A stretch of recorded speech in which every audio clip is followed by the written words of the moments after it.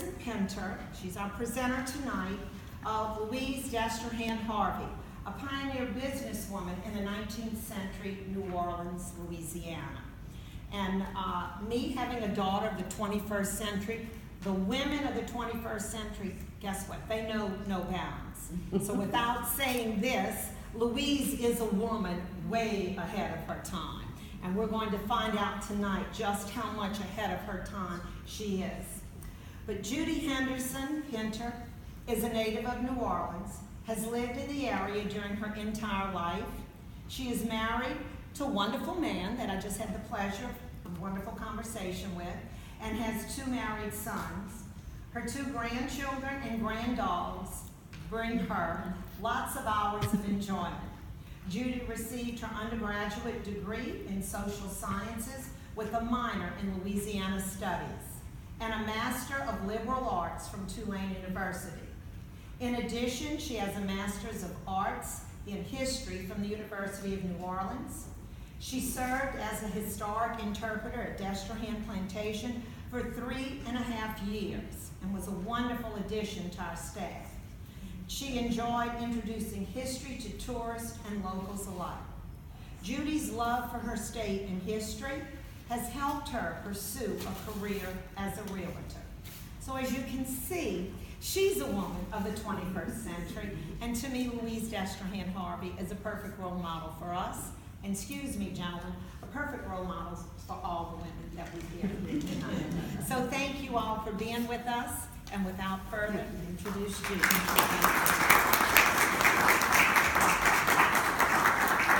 Well, please get comfortable.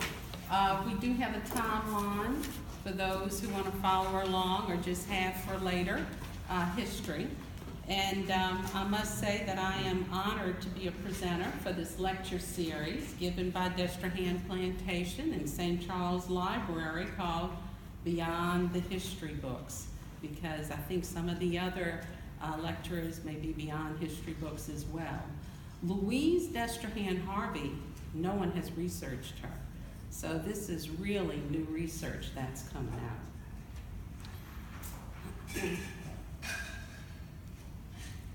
Let me see, I have to just get used to this and this. Louise Destrehan Harvey's introduction to me began when I worked as a historic interpreter at Destrehan Plantation for several years. My original graduate semester paper at Tulane University on Louise stimulated my interest to know more about this exceptional 19th century woman. At the time, I did not know that I would research Louise Marie for my master's thesis from the University of New Orleans. Destrehan Plantation director, Nancy Roberts, and the educational director, Angie Bethurn, gave me open access to the numerous books, any of their documents, photos on the Harvey family. The New Orleans Times-Picayune's death notice stated that Mrs. Louise Harvey's family had a hand in making Jefferson Parish a commercial hub in southeast Louisiana. Louise Destrehan Harvey played a particularly prominent role. She owned, widened, and improved her family's Destrehan Canal, and in the 1860s renamed it to the Harvey Canal, a waterway that facilitated the movement of goods from inland to the Mississippi River and the Gulf of Mexico. The canal became of importance for local timber industry, and it gave importance to not only Jefferson Parish, but to the state, and was of financial importance to the city of New Orleans. The settlement by the Harvey Canal bears her name today. At her death, the newspaper reported she had 8 children and over 60 descendants. One of her sons remarked after her funeral that he received a liberal education living with his mother, and many shared the sentiment. Louise Destrehan Harvey followed her father's, Nicholas Noel Destrehan's, dream of completing a navigational canal that eventually the United States government purchased, and it became part of the Intracoastal Waterway. Louise receives the credit of completion of these Harvey locks. There are no personal correspondence or available for Louise. However, newspaper articles, numerous court cases, parish records, wills, and family recollections detail Harvey's personal life and business dealings. Louise Harvey's success came from her harnessing of the profit-making potential of the canal and her creative adaptation to the shifting economic climate in the mid-19th century.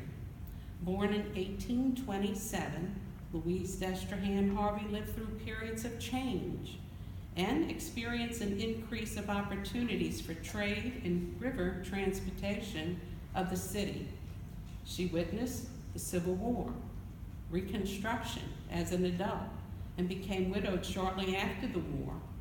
Fortunately for Louise Destrehan Harvey, living in the 19th century New Orleans, she did not experience widowhood during the Civil War. Her husband continued to act as her voice in court cases, which was an advantage since the claims of men commanded more respect in the court of law and women relied on male representators in business dealings. Louise Harvey developed into an astute businesswoman, first groomed by her father and then working alongside her husband in the family businesses, but Louise was his tutor. Louise ran successful multi-family businesses that used the Mississippi River and the tributary, the man-made Harvey Canal. She adjusted her emphasis in business to meet her family's financial requirements and the community's need despite her limited power as a woman before the law. Originally, the name was small d apostrophe and a large E. Eventually it became Destrehan that we know it today. So for tonight's discussion, I'm gonna bypass the French. I'm gonna stay with the Anglo name of Destrehan. The family of Louise Destrehan Harvey began leaving their footprint on South Louisiana in the 18th century. In 1739, the first ancestor arrived to Louisiana. That was Jean-Baptiste Destrehan. He served first as clerk in the office of the treasurer and ran finances for the new French colony. Eventually, he received the title of Louisiana treasurer, and his responsibilities included collecting fees and taxes, lending money for expeditions, and managing of transactions for France.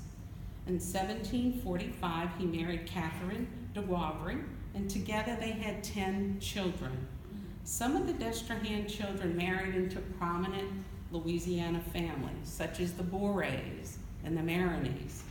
Jean-Baptiste Destrehan acquired land holdings on both sides of the Mississippi River and left a sizable inheritance of properties that included 3 plantations with livestock and slaves. Upon the death of Jean-Baptiste, his youngest child, Jean-Noel, returned to France and attended school until he reached the age of 17. Jean-Noel's brother-in-law, Etienne Bourret, served as his guardian once he returned to Louisiana until his emancipation. Young Jean-Noel inherited a plantation in St. Charles Parish, and that was known as the German Coast. Robin Delaunay was the commandant on the German coast, and in 1786, his daughter, Eleanor Celeste, married Jean-Noel. In 1792, at a succession auction, they purchased her father's property, today known as Destrehan Plantation.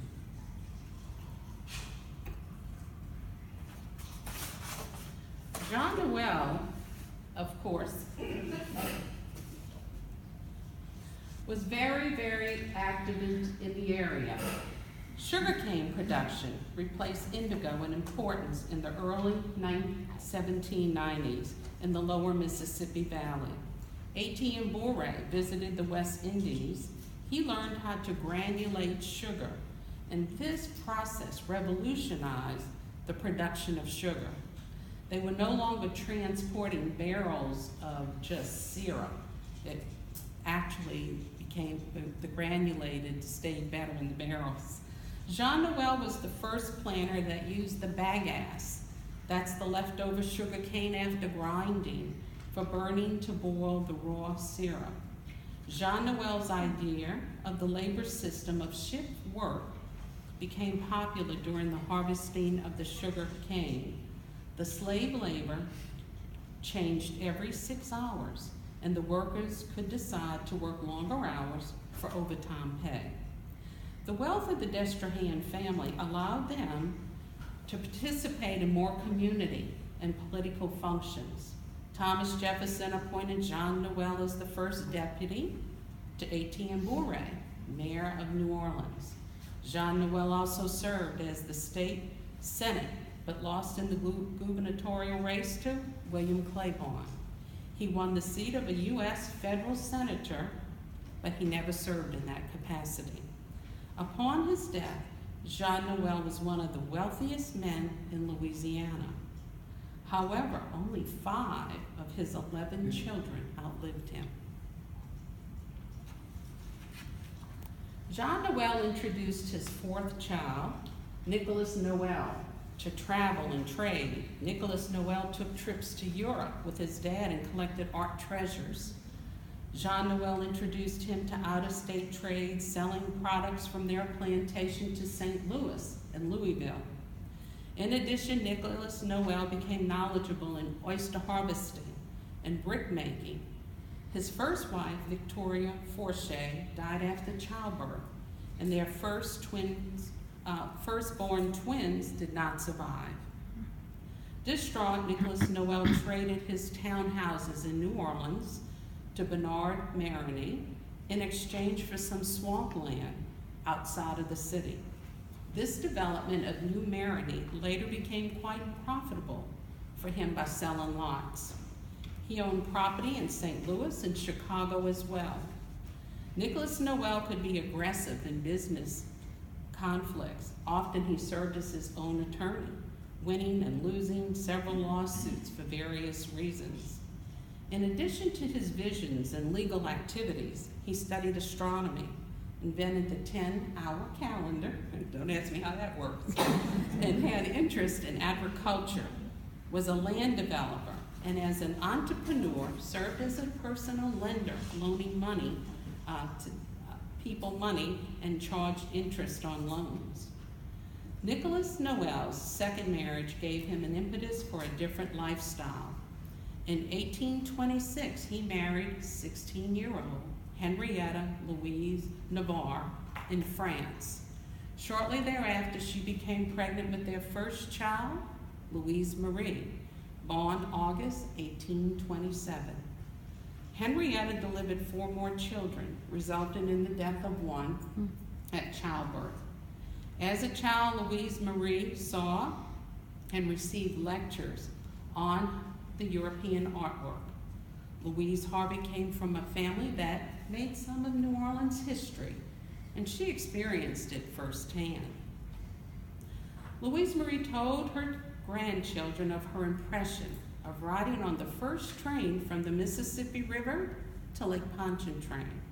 Her family took the ferry to New Orleans from Algiers that day. The men wore high hats, the women dressed elegantly. Her uncle, Uncle Prosper de Marigny, and other dignitaries addressed the crowds before the train trip. She and her cousin held her aunt's hand tight because the noise and the sound of the engine frightened them. The train cars were made of wood. Louise also recalled that the school children along the train route held flags and waved as they passed. Bands played. In the late 1930s, this train was discontinued and was known as Old Smoky Mary. In 1834, Louise Destrehan almost lost her father in a near-fatal accident.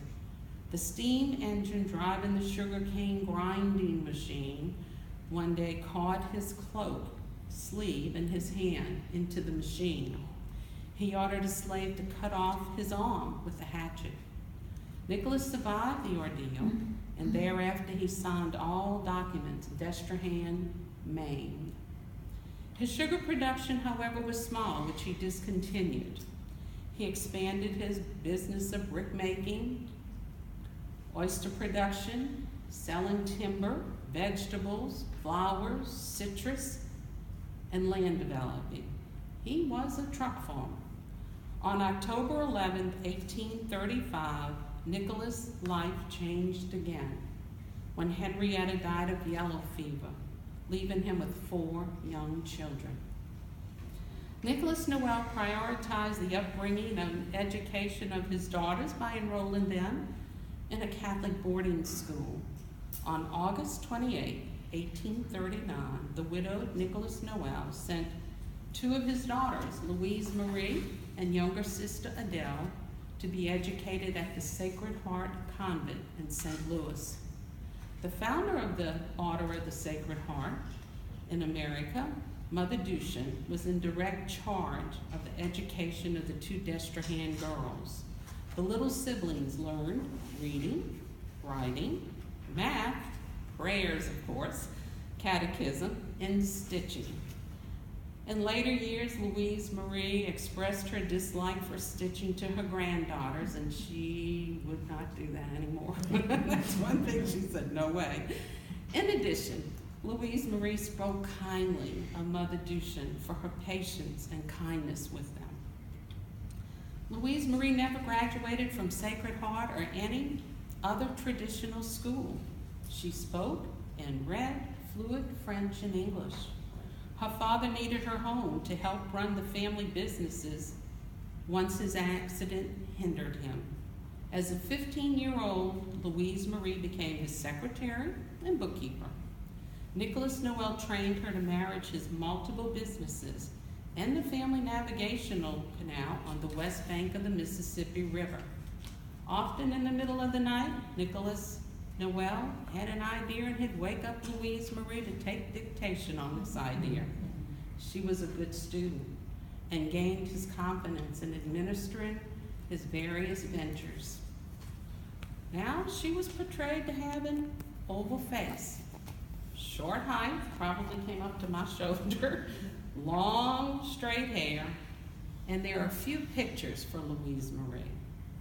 Louise Marie joined the adults at formal dinner parties of her father as the host of the house. She wore elegant dresses from Europe. Their guests included neighbors, a mixture of Creoles, Americans, Europeans, relatives, and public officials.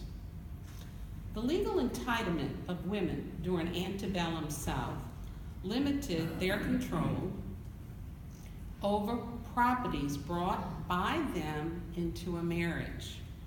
The title of property remained in the wife's name, but control and management belonged to the husband, excluding the wife's desires. A husband could seize the wife's assets to pay off his debts.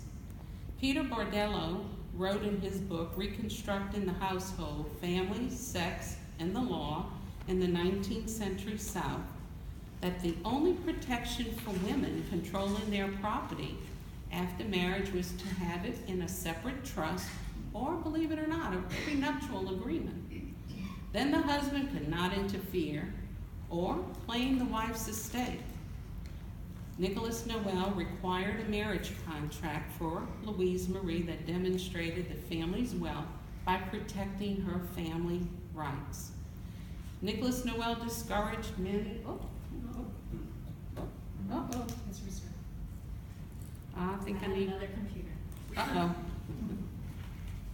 Can you get it back?